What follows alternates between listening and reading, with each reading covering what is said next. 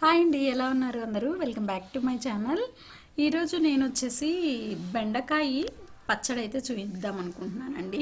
బెండకాయ పచ్చడి చేసుకోవటం చాలా రేర్ కదా, అందులోనూ పిల్లలు కానీ కొంతమంది పెద్దవాళ్ళు కానీ బెండకాయని తొందరగా ఇష్టపడరు, జిగురుగా ఉంటుందని. ఇలా పచ్చడిగా చేసుకోండి, ఒకసారి ట్రై చేయండి, చాలా టేస్టీగా ఉంటుంది. తినని వాళ్ళు కూడా మంచిగా తింటారనమాట. అంటే మనము జనరల్గా సౌత్ ఇండియాలో కానీ ఇటు సైడ్ మనము ముందు అన్నం పెట్టుకున్నప్పుడు కొద్దిగా పచ్చడి వేసుకొని తింటాం అనేది మనకి అలవాటు కదా. సో అలా కొద్దిగా ఒక స్పూను పచ్చడితో తింటే అదొక సాటిస్ఫాక్షన్. నిలవ పచ్చళ్ళు కాకుండా ఇలా రోటి పచ్చళ్ళు కానీ మనం వెజిటబుల్స్తో పచ్చళ్ళు చేసుకొని తింటే కూడా తినని వెజిటబుల్స్ మనం తిన్నట్టు కూడా ఉంటుందన్నమాట. సో ఈరోజు వచ్చేసి నేను బెండకాయ పచ్చడి అయితే చేసి చూపిస్తున్నాను.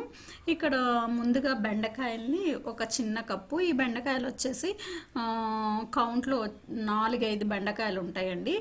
ఫస్ట్ తక్కువ క్వాంటిటీలో చేసుకోండి, అప్పుడు మీకు తెలుస్తుంది మీరు తినగలుగుతున్నారా లేదా అని.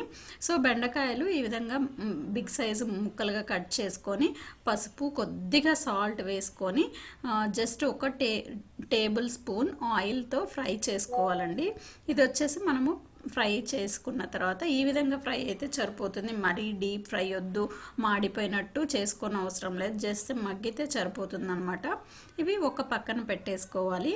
మళ్ళీ అదే ప్యాన్లో వచ్చేసి జస్ట్ 1/2 స్పూను ఆయిల్ వేసేసుకొని పచ్చిమిర్చి వేసాము. పచ్చిమిర్చి అనేది మన టేస్ట్కి తగ్గట్టు అండి, ఇవి కారం లేని పచ్చిమిర్చి కాబట్టి నేను కొద్దిగా 7-8 కాయలు అయితే తీసుకున్నాను అనమాట. కారం ఉన్నవైతే కొద్దిగా తక్కువ క్వాంటిటీ తీసుకొని ఫ్రై అయిన తర్వాత ఒక పక్కన పెట్టేసుకోండి.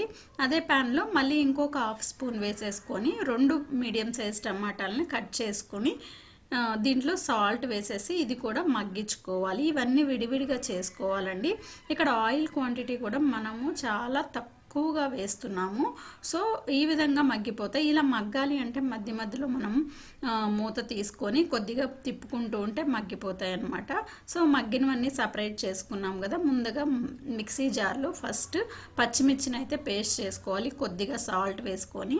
ఇక్కడ నేను పచ్చిమిర్చికి సరిపోయే సాల్ట్ అయితే వేసాను, కొద్దిగా జీలకర్ర వేసాను.